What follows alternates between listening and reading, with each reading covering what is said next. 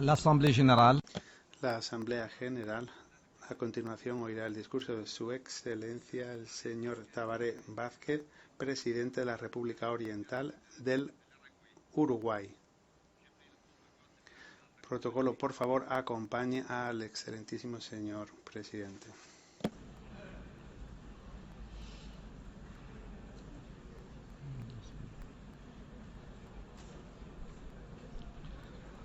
Au nom de l'Assemblée générale, En nombre de la Asamblea General tengo el honor de dar la bienvenida a la Organización de las Naciones Unidas al excelentísimo señor Tabaré Vázquez, presidente de la República Oriental del Uruguay, a quien invito en este momento a dirigirse a la Asamblea. Gracias.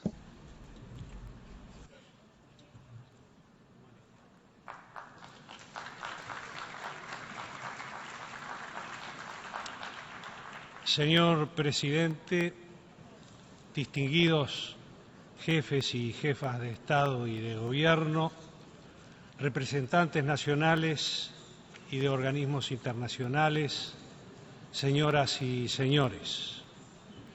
Como ciudadano y presidente de la República Oriental del Uruguay, es para mí un honor ocupar nuevamente esta tribuna y dirigirme a todos ustedes.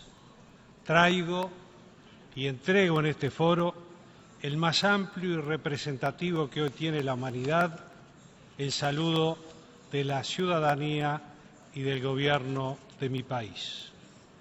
Y los saludo desde los valores de paz, libertad, democracia, justicia y solidaridad que identifican a nuestra nación, así como a esta organización de Naciones Unidas, de la cual Uruguay fue fundador en el año de 1945 y cuyo Consejo de Seguridad hoy integramos como miembro no permanente.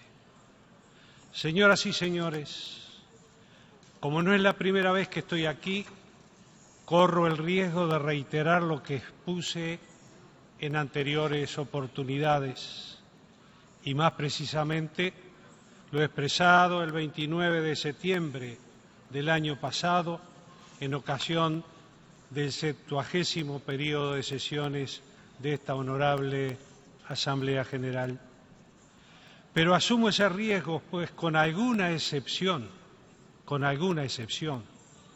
todos los asuntos a los que referí entonces, hace un año, siguen planteados en los mismos términos y algunos casos en términos más graves aún.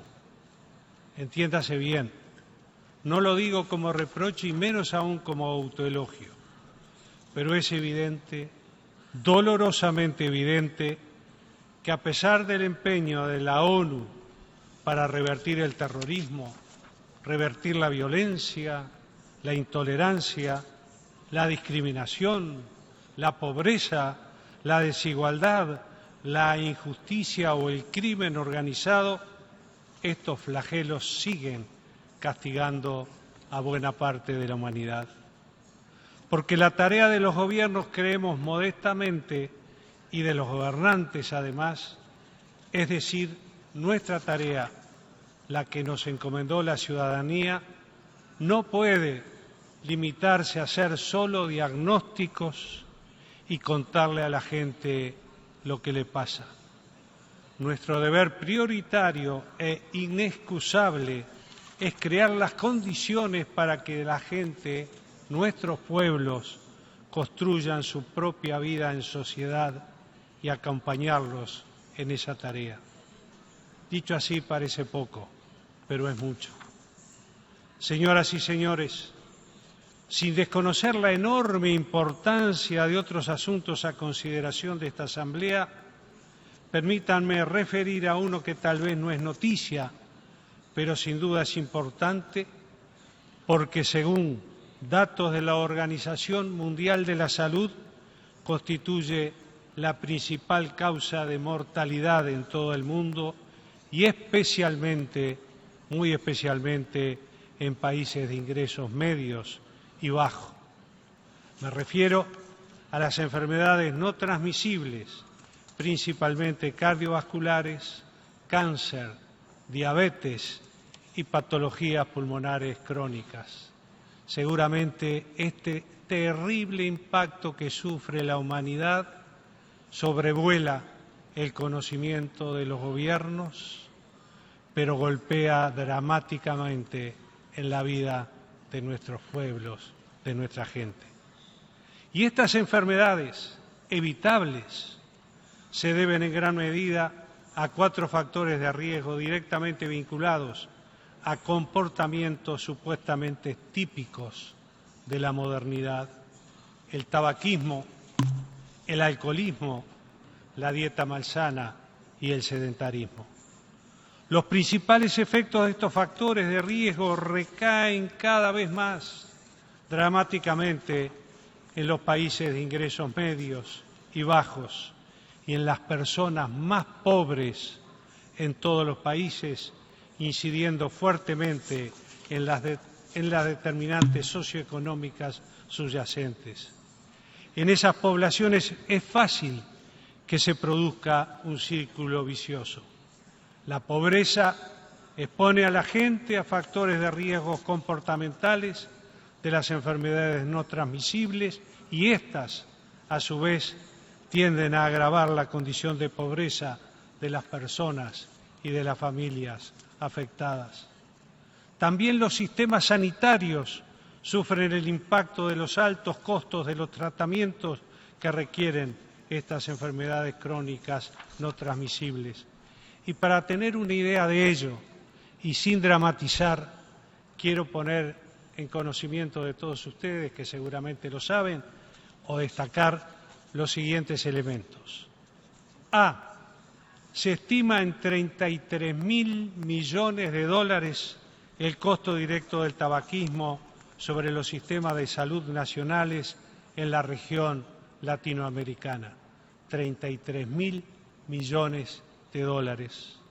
Ello equivale al 0.5% del Producto Bruto Interno de nuestra región y al 7% de lo que la misma gasta anualmente en salud. Y la carga impositiva que nuestros países ponen al tabaco no alcanza a cubrir el 50% del costo directo del mal que provoca el tabaquismo. B. Se estima que en el año 2009 el costo económico global del cáncer en México, el Caribe, Centro y Sudamérica ascendió a la cifra de 286.000 millones de dólares por concepto de costos directos, consultas, estudios, etcétera, e indirectos, gastos de traslado, alojamiento, pérdida de jornadas laborales, pérdida de productividad, etcétera. Por consiguiente, desde nuestro humilde punto de vista, a menos que se combata enérgicamente la epidemia de enfermedades no transmisibles en los países y grupos sociales más expuestos o afectados, el impacto de estas enfermedades seguirá acentuándose y el plausible objetivo mundial, oportuna y acertadamente acordado por esta Asamblea, de reducir la pobreza como condición sine qua non para el desarrollo sostenible, más que acercarse, se alejará dramáticamente cada día más de nuestras posibilidades. Señoras y señores, si tenemos en cuenta las estadísticas disponibles en la jornada de hoy, en todo el mundo morirán 104.109 personas como consecuencia de estas enfermedades. ¿Cómo no diseñar entonces y ejecutar estrategias que lleven a controlar el consumo del alcohol, del tabaco y para promover hábitos de vida saludables como la dieta sana y el ejercicio físico? Seguramente este planteo se distancie algo de los planteos que han hecho quienes me precedieron en el uso de la palabra, pero seguramente también, y quizás y ruego que me equivoque, si no se toman medidas acertadas, nuestros países, sobre todo los países más pobres, los países más humildes, sufrirán dramáticamente consecuencias por estas enfermedades que, reitero, pueden ser evitadas. No es seguramente que este no es un ateneo médico ni un simposio científico, pero como gobernante que ni ha olvidado su profesión médica ni se ha desvinculado de la misma, permítame expresar ante esta Asamblea que no solamente es posible diseñar y ejecutar esas estrategias, sino que además las mismas obtienen resultados muy positivos. Estrategias que no son sencillas ni fáciles, pero que son imprescindibles y pueden obtener buenos resultados.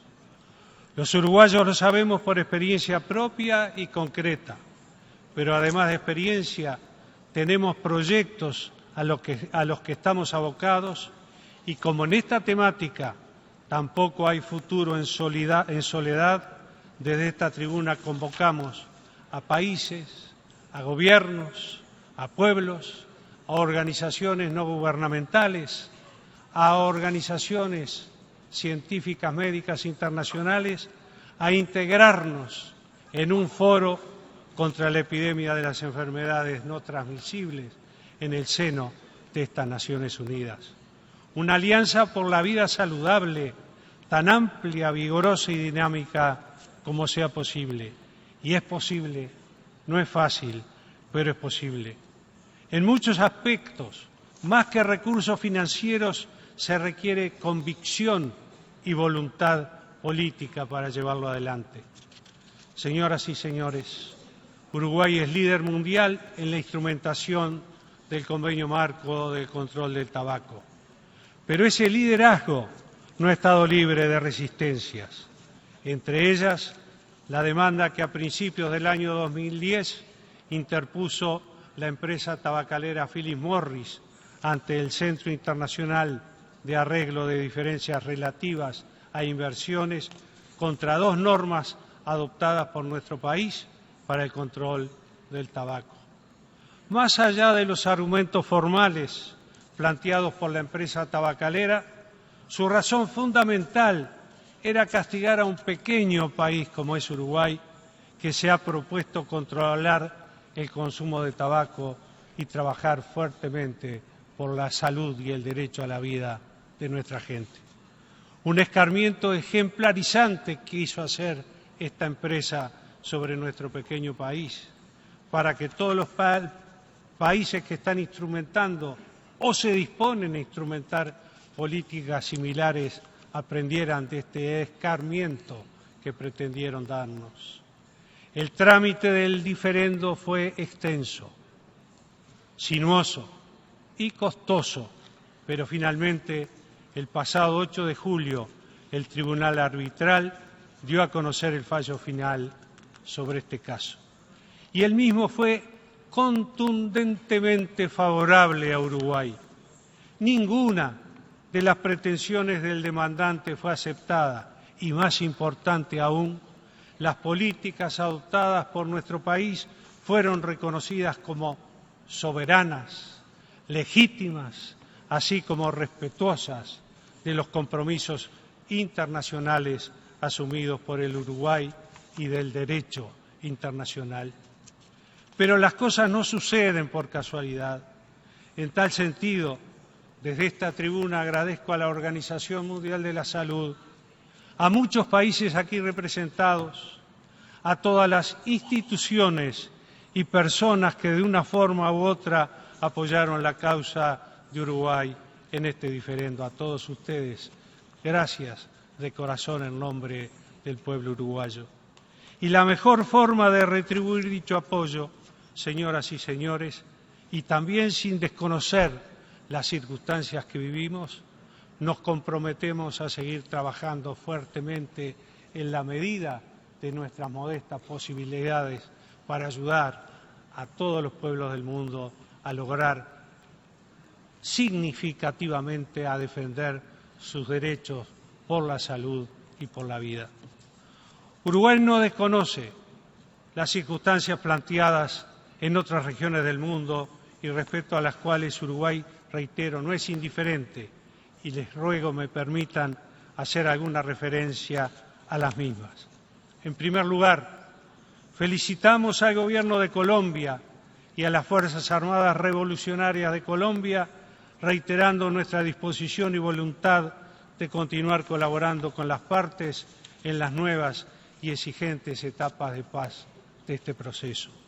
Segundo, en la intervención del año pasado expresamos nuestro deseo de que fuera aquel período de sesiones de esta Asamblea el último en que debiera expedirse nuestro país sobre el embargo económico, comercial y financiero tan injusto de los Estados Unidos a la República de Cuba.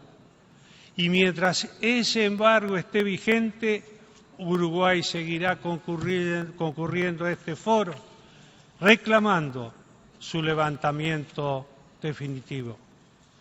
En tercer lugar, no somos indiferentes a las complejas situaciones institucionales y políticas planteadas en varios países hermanos.